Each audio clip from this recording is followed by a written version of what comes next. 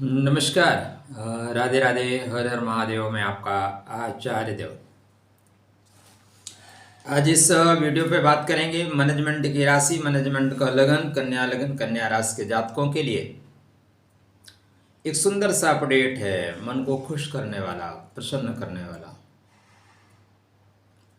आपके लग्नेश, आपके राशि लाभ के घर में जा रहे हैं। एकादश ऐसी जगह ही है जहां पे जाके आपको लाभ ही मिलना है। स्थान का महत्व होता है। अब भंडारे में पहुंच जाओ, परिचित है अपरिचित, भंडारे में आपको प्रसाद मिलेगा ही मिलेगा। परिचित हैं तो बांध के भी ले जा सकते हैं, अपरिचित है तो भी खाने में तो कोई दिक्कत नहीं, क्योंकि उसका नाम ही भंडारा। उसी तरह लाभ के घर में जब कोई ग्रह जाता है तो वो लाभ देता ही देता है। बुध जा कहाँ रहे हैं, सबसे महत्वपूर्ण ये बात है। तो बुध जा रहे हैं कर्क राशि में। कर्क क्या है भाई? बुध के लिए कर्क पिता का घर है, और आप पिता के घर में जाएं और कुछ प्रसाद लेके ना आए, ऐसा हो सकता है क्या? तो निश्चित रूप से यह गोचर आपके लिए लाभकारी है, परेशानियों से निजात दिलाएगी। जो आर्द्रा का दुष्प्रभाव था उसको कम कर देगा। कब, कहाँ, कैसे, कितना? 5-7 मिनट में, ज़्यादा टाइम आपका नहीं लूँगा। या आप हमारे टाइम को यूज़ करो, ठीक है? 7 मिनट आपको दे रहा हूँ महाराज। अभी तक चैनल को सब्सक्राइब नहीं कर रखा है तो क्यों नहीं कर रखा है, कर लीजिए। वीडियो आप अन्यत्र भी देखेंगे, लेकिन जो यहाँ पे डिटेल में मिलेगा उतना शायद अन्यत्र ना मिले। तो बुध महाराज 16 जून से ही पुनर्वसु नक्षत्र में है। 22 जून से लेके 22 जून से कर्क में जाएंगे और 30 अगस्त तक कर्क में रहेंगे। 22, 8, 30 लगभग 69 डेज। तो 68 से 70 दिन का गोचर बुध महाराज का आपके लिए लाभकारी है। यत्र तत्र सर्वत्र लाभ मिलेगा। कर्म का स्वामी लाभ के घर में, लगन का स्वामी लाभ के घर में, तो यात्राएं बनेंगी। यात्रा करना पड़ेगा, किसके लिए? लाभ के लिए। लाभ होगा। सबसे बड़ी बात क्या है? लाभ होगा। स्टार्टिंग में पुनर्वसु नक्षत्र में कर रहे हैं। राधे राधे, जय श्री कृष्ण। कोई दिक्कत नहीं है, कोई परेशानी नहीं है। फिर ये चले जाएंगे 25 जून को पुष्य नक्षत्र में। पुष्य नक्षत्र जो है ना, वो प्लेटफॉर्म बनाता है। पुष्य नक्षत्र बिल्डिंग के पिलर बनाता है। उसी पिलर पे बिल्डिंग जाके खड़ी होगी। तो आपका जो विकास का स्तंभ है, विकास की बिल्डिंग बनेगी, उसका नींव है पुष्य। इसको तिष्य बोलते हैं, पोषणकारी, मंगलकारी। मतलब नक्षत्र इतना शुभ है, यहां पे जाके आपको शुभता ही प्राप्त होगी। कोई ग्रह किस राशि में बलवान होता है उससे ज्यादा महत्वपूर्ण किस नक्षत्र में चल रहा है। नक्षत्र जहां पे आपको एनर्जी मिलती है। तो बुध महाराज शनि के नक्षत्र में, श्रेष्ठ नक्षत्र में, जिसके स्वामी गुरु हैं, और गुरु महाराज इस समय आर्द्रा में है। इसलिए बुध का गुरु के नक्षत्र में गोचर करना भी गुरु को प्रभाव देगा, गुरु को परेशानियों से बचाएगा। 7 जुलाई को अश्लेषा में जाएंगे। अश्लेषा जो है, सावधान रहिएगा। देखो, अश्लेषा बहुत तेज नक्षत्र है।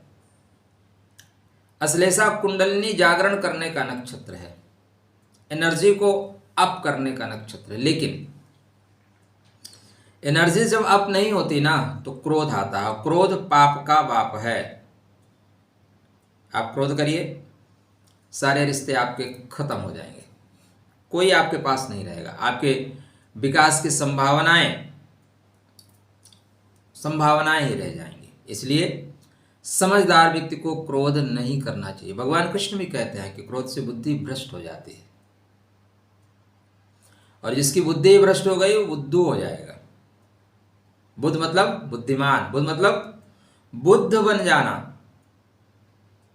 इसलिए बुध आपके यहाँ पे क्रोध से आपको अपने आप को बचाना, खुद को बचाना है। दूसरा कोई बचाने नहीं आएगा, खुद को बचाइए। 29 जुलाई को फिर पुष्य में आएंगे, इसका मतलब बुध वक्री भी होंगे। वक्री ग्रह जब होता है तो थोड़े से सेहत का ध्यान रखिएगा, बस स्वास्थ्य का ध्यान रखिएगा। बकाया repeat and repeat work repeat कराया जाएगा। आप कहीं त्रुटि कर रहे हैं, होता है ना, प्रभुता पाई काय मदनाही, चेयर मिलने के बाद लगता है वो मैं ही तो हूँ, मेरे आगे पीछे कौन है। ऐसा नहीं है। परमात्मा ने आपको जो चेयर दी है उसकी मूलभूत कुछ जिम्मेदारियां हैं, उसका निर्वहन करिए, नहीं तो वो छीनने में वक्त नहीं लगाता। हम सब यहाँ पे किराएदार हैं, स्वामी मत समझिए और इस धरती लोक की यात्रा का आनंद लीजिए, क्योंकि टिकट कन्फर्म है, सबका टिकट कन्फर्म है। इसलिए यात्रा में आनंद लीजिए। ट्रेन में जाते हैं ना, ट्रेन की सीट को ये मत समझो कि मेरी ही है, कुछ समय के लिए आप बैठे हो, उसको छोड़ के जाना है। तो संसार भी कुछ ऐसा ही चलता है, ऐसा ही है। मान लेने का विषय है ना, मान लेते हैं। 22 अगस्त को फिर अश्लेषा में आएंगे, ठीक है। 30 अगस्त को मघा में चले जाएंगे। तो 18 जुलाई से 11 अगस्त तक, 18 जुलाई से 11 अगस्त तक वक्री अवस्था में रहेंगे। वक्री का मतलब होता है कामों को थोड़ा सा लेट करना, क्योंकि आप रिहर्सल कर रहे हैं, रिपीट एंड रिपीट, पुनर्मूल्यांकन कर रहे हैं। अब चूंकि ये आपके लग्नेश हैं, आपके राशिश हैं, और ये आपके कर्मेश हैं। कर्मा का स्वामी, राशि का स्वामी लाभ के घर में, सीधा सीधा पॉइंट है। तो कर्म का लाभ होगा, मतलब जो आप मेहनत कर रहे हैं उसका आपको लाभ मिलेगा। जीवन में अगर आप जो मेहनत करते हैं उसका लाभ मिलना शुरू हो जाए तो आप भाग्यशाली हैं। बहुत लोगों को अवसर ही नहीं मिलता काम करने का भाई, तो यहाँ आपको अवसर मिला है काम करने का, और काम कर्म का फल मिलेगा। फल फ्रूट दोनों मिलेगा, अगर नहीं मिलेगा तो जूस मिलेगा। इसलिए चिंतित मत होइएगा, चिंतन करिए, चिंता मत करिए। पंचम भाव पे सप्तम दृष्टि है। सातवां जो होता है पूर्णता प्रदान करता है। कौन सी राशि है? मकर राशि है। मकर को बोलते हैं कर्म कारक राशि। वर्क की सुप्रीम ड्यूटी, कर्मण्येवाधिकारस्ते मा फलेषु कदाचन। कर्म करो, फल की चिंता मत करो, क्योंकि फल आपके कर्म का फल तो आपको ढूंढ ही लेगा भाई। मोबाइल आप बंद करके रखो, आप 2 दिन बंद करके रखो, घूमते रहो इधर उधर, 10 किलोमीटर, 100 किलोमीटर, 500 किलोमीटर, 1000 किलोमीटर। जैसे मोबाइल का नेट ऑन करोगे ना, फटाफट मैसेज आना शुरू, व्हाट्सएप पे भी और नॉर्मली मैसेज, क्योंकि वो कर्म का फल है भैया, वो आपको खोज ही लेगा। उसी तरह जो हम कर्म कर रहे हैं ना, वहाँ से जैसे सॉफ्टवेयर अपडेट होगा, चीज़ें फटाफट होना शुरू हो जाएगी। तो यह आपके लिए श्रेष्ठतम अवसर है। इसको और बेहतर बनाने के लिए देखो, ये जा कहाँ रहे हैं, पिता के घर में जा रहे हैं। चंद्रमा इनका पिता है, उसे चंद्रमा को माँ माना जाता है, लेकिन यहाँ पिता है। तो अपने पिता तुल्य लोगों से संबंध अच्छे रखिएगा। आप घर में हैं, किचन रूम से कुछ चाहिए, मम्मी से या सिस्टर से रिलेशन अच्छा रखो, फटाफट मिल जाएगा। नहीं रखोगे, चीनी और नमक का डब्बा मिक्सचर हो जाएगा, नहीं ढूंढ पाओगे।